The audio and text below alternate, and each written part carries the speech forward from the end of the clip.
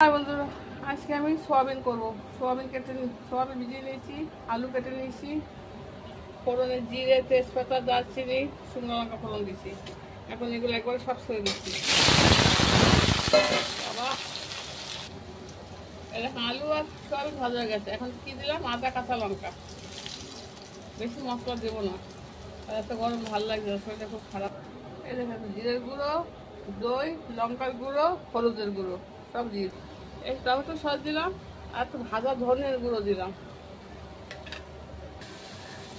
এই দেখুন, আমার মশলা কষা হয়ে গেছে, একটু জল দিয়ে দেবো।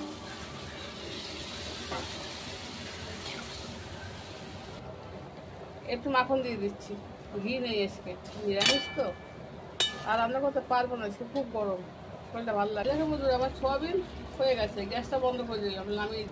এই দেখো বন্ধুরা, আমার সোয়াবিন একদম ফাইনালি হয়ে গেছে।